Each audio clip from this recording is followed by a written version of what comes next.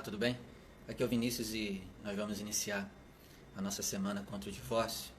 E eu queria começar falando sobre algumas considerações iniciais antes de nós entrarmos no assunto sobre a semana contra o divórcio. Eu não estou aqui para julgar, condenar e dizer que as pessoas vão para o inferno se elas estão divorciadas, né? Até porque até eu estou também sujeito ao divórcio, né? A própria palavra também diz que Deus, em alguns casos, ele teve que divorciar do seu povo. Então, eu não estou aqui para condenar quem está divorciado, até porque eu acredito que Deus ama o divorciado, né? Outra coisa aqui também, eu não estou aqui para fazer lives porque o meu casamento é o melhor de todos. Não. Como qualquer outro casamento, o meu também tem altos e baixos, tá bom? Que isso fique bem claro antes de nós começarmos. Outra coisa também, eu quero que você aprenda com os meus erros. Esse é o meu foco aqui, te ensinar os meus erros, onde eu errei, para que você não erre. E eu creio que as minhas feridas podem te ajudar no seu processo da sua cura, tá bom? Eu estou dando aqui a minha cara a tapa para te ajudar, né? Se assim você quiser. E também, né? Passando por retaliações por propor fazer esse trabalho. Tudo para abençoar você, o seu casamento ou o seu futuro casamento. Né? Eu quero dividir com você nessa semana o que Deus pensa sobre o casamento, porque eu acho muito importante a gente ter sabedoria, né? Eu acredito que o conhecimento sobre o casamento nos liberta acerca de muito acerca desse assunto. Então é por isso também que eu estou fazendo essa semana da semana contra o divórcio, porque o conhecimento nos liberta. Então quanto mais nós conhecemos sobre casamento, mais nós seremos libertos, tá bom? Outra coisa também antes de começar, eu acredito que o ensinamento sobre casamento, né, sobre o que Deus pensa sobre casamento, deveria ser ensinado desde pequeno, para que nós não tivéssemos tantos problemas como nós temos hoje. Esse ensinamento deveria ser dado nas escolas e principalmente ser dado nas igrejas. O que Deus pensa sobre casamento deveria ter cursos de casamento na igreja, em todas, ensinando isso desde pequeno. E outra coisa, outra consideração inicial para a gente começar nós deveríamos, antes de casar, descobrir quais são os nossos bloqueios emocionais, os nossos traumas, porque se isso não for tratado, isso vai atrapalhar o nosso casamento, né? A criação que nossos pais nos deram, isso também influencia muito. Então, dadas essas considerações iniciais, nós vamos iniciar agora, e o tema de hoje é o que Deus pensa sobre o divórcio. E eu quero que você leia comigo Malaquias capítulo 2, verso 16, que diz assim, ó, Malaquias 2, verso 16. Porque o Senhor, Deus de Israel, diz que aborrece o divórcio. E aquele que encobre a violência com as suas vestes, diz o Senhor dos Exércitos, portanto, guardai-vos em vosso espírito e não sejais desleal. Então, o que Deus pensa sobre o divórcio? Ele se aborrece. Ele tem repúdio ao divórcio. Então, essa deveria ser a primeira coisa que a gente deveria aprender antes de pensar casar. Deus, ele não se agrada do divórcio. Isso já deve estar guardado com você, tá bom?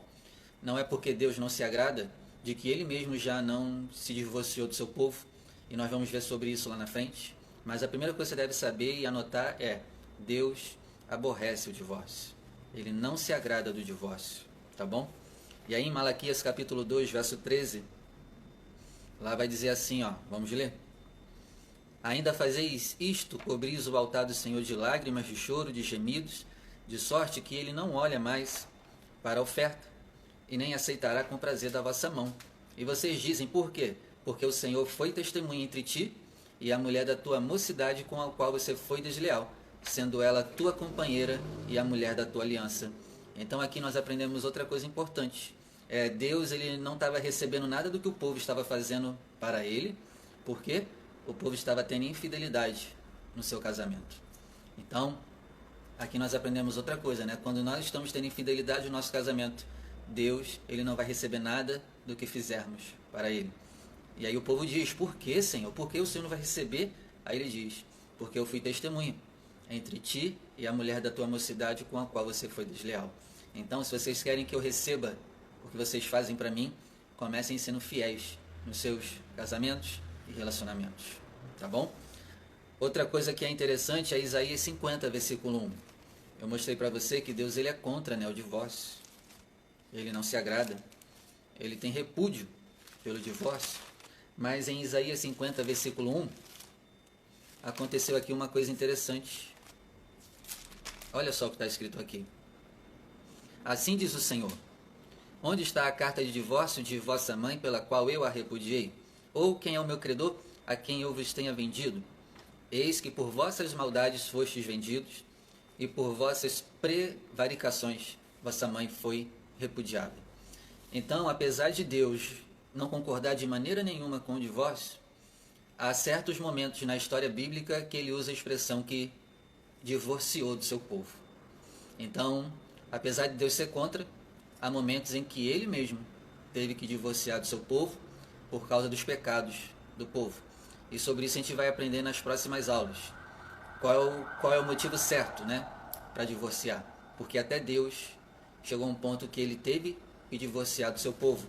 E outro exemplo está lá em Jeremias capítulo 3, versículo 8. Se você puder acompanhar comigo. Jeremias capítulo 3, versículo 8. Olha só o que diz. E, quando por causa de tudo isso, por ter cometido adultério, a rebelde Israel despedi, e lhe dei o seu líbelo de divórcio. Olha aí, outra vez Deus, que é contra o divórcio, tendo que se divorciar do seu povo. E nos próximos dias, nas próximas lives, eu vou te ensinar o que levou Deus a divorciar e se for necessário chegar no divórcio, como se divorciar, mas do jeito certo, do jeito de Deus. Mas você deve guardar o princípio. Faça de tudo para não divorciar. Lute pelo seu casamento, tá bom? E aí eu quero ler com você Mateus capítulo 5, versículo 31. Vamos lá. Mateus capítulo 5, verso 31, que diz assim, ó: também foi dito: qualquer que deixar sua mulher, que lhe dê carta de divórcio. Eu, porém, vos digo que qualquer que repudiar sua mulher, a não ser por causa de prostituição, faz com que ela cometa adultério, e qualquer que casar com a repudiada comete adultério. Então, em cima de Mateus capítulo 5, verso 31 e 32, Jesus está mostrando que o certo é, após o divórcio, nenhum dos dois podem se relacionar com outras pessoas. E que o divórcio é permitido por causa da prostituição, da infidelidade e da fornicação. Em Mateus 19, versículo 8, vamos lá? Mateus 19, versículo 8. Lá diz assim, eu vou ler até o versículo 12. Moisés, por causa da dureza do vosso coração, vos permitiu divorciar da mulher, mas no princípio não foi assim. Eu vos digo, porém, que qualquer que divorciar da sua mulher, não sendo por causa da prostituição, e casar com outra, comete adultério. E o que casar com a repudiada também comete adultério. Disseram-lhe seus discípulos: se assim é a condição do homem relativamente à mulher, não convém casar. Guarda bem esse versículo 10. Vou ler de novo. Disseram seus discípulos: se assim é a condição do homem relativamente à mulher, acerca do casamento, não convém casar. Verso 11. Ele, porém, disse: nem todos podem receber essa palavra, mas só aqueles a quem foi concedido, porque há eunucos que assim nasceram do ventre da mãe, e há eunucos que foram castrados pelos homens, e há eunucos que se castraram a si mesmos por causa do reino dos céus. Quem pode receber isso, que receba. Então, eu tenho aqui algumas considerações em cima desses trechos que nós lemos, e eu quero que você anote aí, rapidinho. Primeiro, Moisés ele permite o divórcio por causa da dureza do nosso coração. Dificilmente nós encontramos uma pessoa, é muito difícil encontrar uma pessoa que consegue perdoar uma traição. Então foi por isso que Moisés permitiu o divórcio. Outra coisa que nós aprendemos aqui: ainda que você tenha motivo para divorciar, seja por traição, né, ou espancamento, não sei, ainda assim a Bíblia nos chama de coração duro, porque foi pela dureza do nosso coração que foi liberado o divórcio. Então, ainda que você tenha motivo para divorciar, você tem esse direito. Amém. Se você quiser, faça. Mas ainda assim, Deus nos chama de coração duro.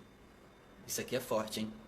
Outra coisa que nós aprendemos aqui, é que Jesus disse, no princípio não foi assim. No princípio não existia esse negócio de divórcio. Então, se no princípio não foi assim, nós precisamos voltar para o princípio, né? E nós estamos nos perdendo com o passar dos anos. É cada um ensinando uma coisa, é cada um falando uma coisa sobre casamento. Nós precisamos voltar para o princípio. O princípio de Deus para o casamento é que não haja divórcio. Eu espero que você guarde isso no fundo do seu coração. Os apóstolos, ao ouvirem isso, disseram, né? Se essa é a condição, não convém casar, porque o negócio é sério. Não é brincadeira casar. E os apóstolos, ouvindo Jesus falar sobre as condições do casamento, eles vão dizer, não vale a pena casar. E aí Jesus diz, né? Nem todos podem receber essa palavra. Nem todos aguentam, tem carcaça para ouvir o que você está ouvindo nessa live de hoje. E aí, outra coisa, né? Jesus disse, nem todos podem, nem todos têm estrutura e amor em obediência a Deus para viver esta palavra sobre casamento. Mas quem puder receber essa palavra, que receba. Então, se você não aguenta receber essa palavra, você pode sair dessa live. Essa live ela não é para você. É só para quem pode receber essa palavra sobre casamento e quer viver do jeito certo que Deus falou. Tá bom? Outra coisa também, esse mandamento sobre casamento, ele não pode ser um peso e um fardo para você.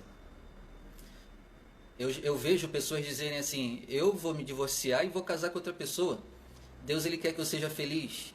Não existe isso de eu ter que ficar sozinho o resto da vida.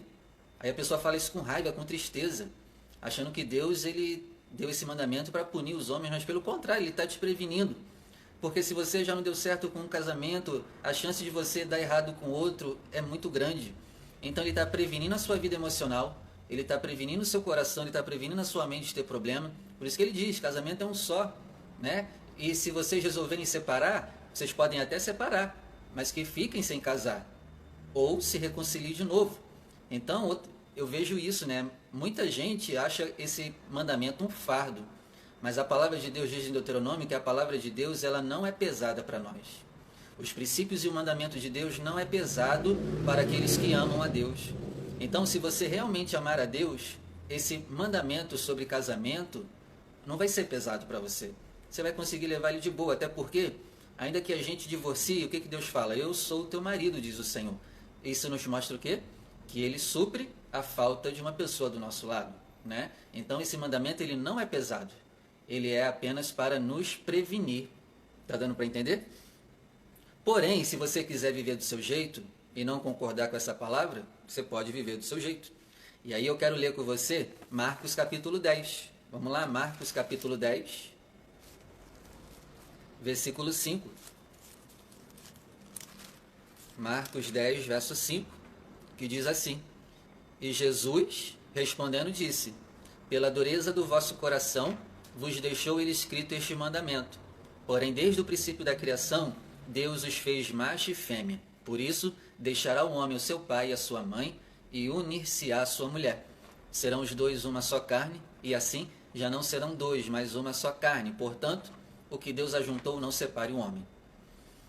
E em casa tornaram os discípulos a interrogá-lo acerca disso mesmo. Verso 11. E ele lhes disse: Qualquer que deixar sua mulher e casar com outra, adultera contra ela. Verso 12. E se a mulher deixar o seu marido e casar com outro, adultera. Então aqui está melhor explicado. Na minha opinião, é a parte que está melhor explicada sobre isso de uma forma bem resumida e bem clara. Algumas considerações que você deve anotar aqui de Marcos capítulo 10. Deus nos fez macho e fêmea para o casamento. Então, qualquer casamento que não seja de macho e fêmea não é casamento. Ainda que tentem, não é casamento. Ainda que tentem impor leis de homens para que uma união de homem com homem, mulher com mulher seja casamento, não é. Um casamento é constituído por um homem e uma mulher. Mas talvez você possa dizer, mas tem casamento de homem e mulher que é um casamento falso. Sim, mas começar um casamento de homem com homem, mulher com mulher, já começou errado. Não pode. Então, casamento para Deus é um homem e uma mulher, um macho e uma fêmea. É impossível ter um casamento de dois machos e duas fêmeas. Outra coisa que Jesus nos ensina aqui é: o homem vai deixar pai e mãe, a mulher também tem que deixar pai e mãe e se unir à sua mulher. que nós aprendemos aqui? Grandes motivos que levam o casal a divorciar é morar na casa de parentes, é morar no mesmo quintal que a parentela, é morar perto da família, é morar na casa da sogra, do sogro. Isso tem grande chance de minar e destruir seu casamento. Então, se você quer casar, pense muito bem, procure morar longe. Não more na mesma casa que o seu sogro, que a sua sogra, que seu pai, que sua mãe. Procure ter um lugar para vocês, tá bom? Porque senão isso vai arrebentar, pode destruir o casamento de vocês. E outra coisa que Jesus aqui nos ensina em Marcos capítulo 10 é que o casamento é Deus ajuntando o homem e a mulher. E outra coisa que Jesus nos ensina é: quem deixar o seu casamento e casar com outra pessoa, não importando o motivo que levou ao divórcio. Se você teve motivo para divorciar, tudo bem.